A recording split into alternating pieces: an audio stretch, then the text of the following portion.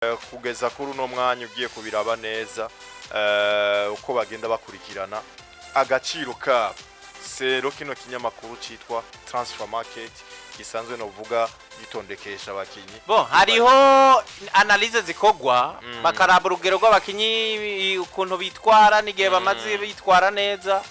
izo za Transfer Market rezi gibashya ku gaciro muga abantu bumve ko ataho bihuriye nuko Barcelona yodandaza uwayo nuko Arsenal yodandaza uwayo nuko Paris yodandaza uwayo bo baramyaka y'abo bakinyi babarimo donc bisa no kumengo badufasha gusa kumenya agaciro k'abakinyi uko barutanwa uko bagezweho ariko cyane muri ako gaciro n'imyaka bayigenderaho cyane rero kusero Transfer Market umukinyi no vuga kuri no munsi ari kwisonga yoboye abandi nuno mukinyi Erling Haaland ubona rero ko ari ku gaciro k'imiliyoni amajana 2 uyu nibaza yuko banafatiye no kuri kuno kuntu yinjiza ibitsindo byinshi genda urabe muri zino sezo zingahe zose ntajya munsi ibitsindo 50 ariko kandi n'imyaka ariko kandi umupira n'igitsindo Alonso umupira n'igitsindo uyu bahora musuzugwa ngo participation muri je ngo ntawacenga ngo ariko abacenga baba babigize bibaha amanota ngahe batsinda ibitsindo bigaha amanota ama equipe yi Haaland kubayobora kabisa ahubwo bimaze imyaka 2 niyo mwaka weze niwe yarayiyoboye abakinyi bagera kuri batatu bandi barakurikira bose na ba Real Madrid reka ndabavuge ubasumba ni Mbappe agakora Vinicius hanyuma Jude Bellingham wabatoye bose bari ku giciro cy'amafaranga imiliyoni 180 nuko bipanze ko nyene imiliyoni 180 bose bako Real Madrid hari ayifitiye ikawa kabisa umugabo yitwa Erling Haaland bamushira ko rangahe 200 miliyoni amajana 2 mugangaho clause ya liberatoire ya yuyu ono muri yariti Vinicius niko Madrid ba yarabipanze uwitwa Phil Foden araza mu kibanza ca gatanu miliyoni 150 Bukayo Saka miliyoni 140 kibanza ca gatandatu Florian Wirtz kibanza c'indwi miliyoni 130 Jamal Musiala kibanza c'8 miliyoni 130 uyu no wa Bayern Rodri wa Manchester City Rodri ugihagaze ngaho azira imyaka kurabo abayazize imyaka kuko atanguye kugira imyaka gatoya yisumbuye ega Rodri yavuye muri noze tutamuzi atakina muri Atletico yari mu bench uwamwicarika yari Thomas Partey urate Thomas Partey niwe yakinana nabajya ba Espanyol banuzenye ba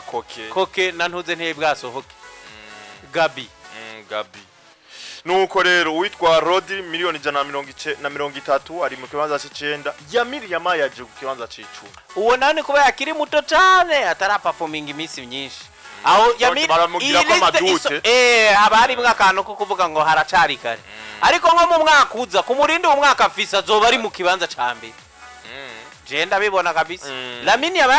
urayisezo Alonso ishobora guhera afise statistiques ziteye ubwoba kuko no mwana aratsinda agafasha nabandi afisa kano ka Messi muri we kibanza c'10 reka ndagwa karorero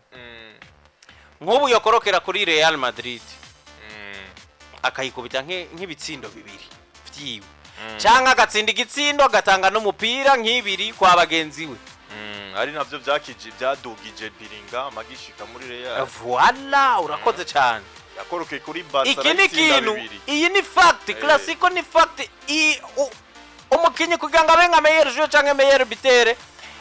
meilleur joueur cyane cyangwa kwifatira imitima kuduza valere yiwe ubikora burindwi muri La Liga ariko bigeze kuri classico vyigwiza kenshi icukora muri classico cigwiza kenshi kuko imwe mu mamacha abantu basigarana mu mitima muzabaye muri La Liga zose abari classico umwana ashobora guheza ivyo akora vyawe kuri za Levante sindabikekeranya zobandanya bikora kujya mugakagira imana agaperforminga neza kandi ntakizomuhagarika azokina nyene nkuko bisanzwe uziko yabangamye na Real Madrid match heruka yantuze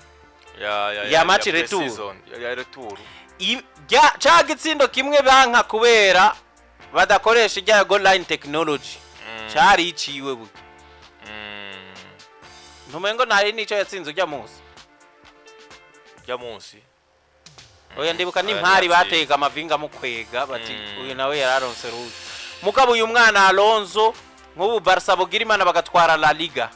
ni contribution yiwe ndiko ndabona ibandanije kuri uno murini sezo izohera ariko ari umukenye w'urundi rwego kibanza c'10 rero miliyoni 120 nizariko kuko ni sezo yiwe ya mbere yuzuye uvyibuke oya iyeruka twamumenyeye hagati bamudugirije muri sezo hagati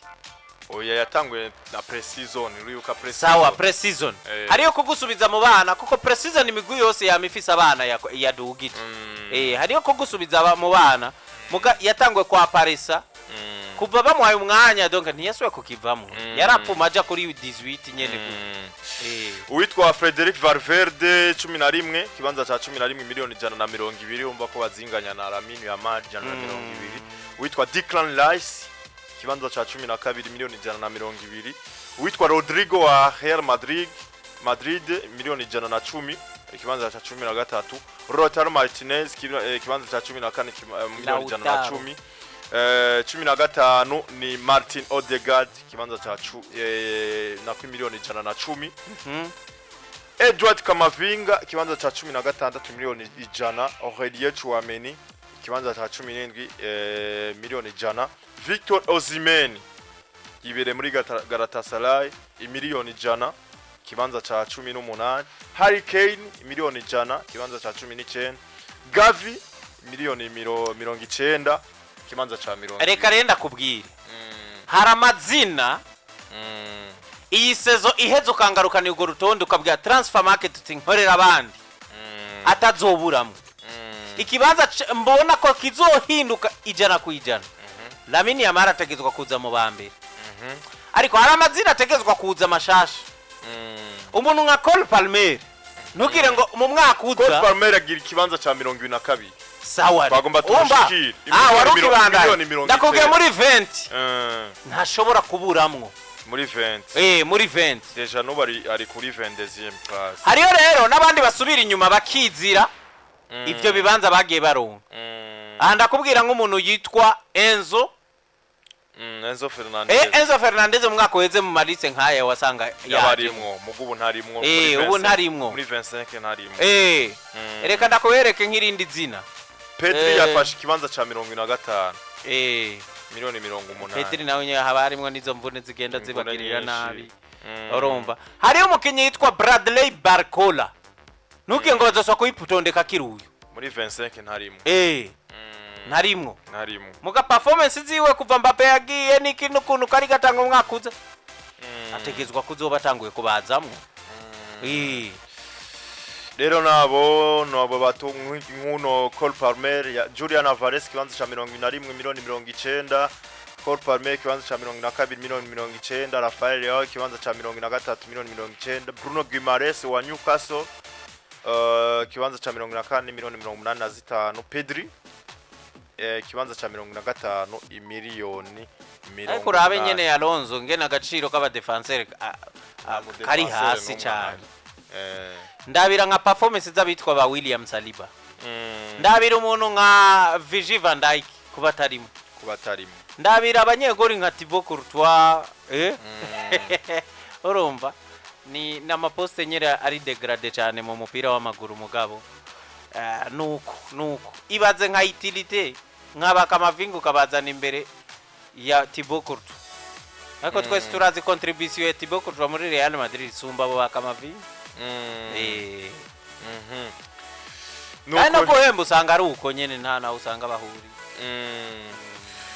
nuko rero makuru ni nka menshi ndabona umwanya navuga hano uri kuri aturega Yves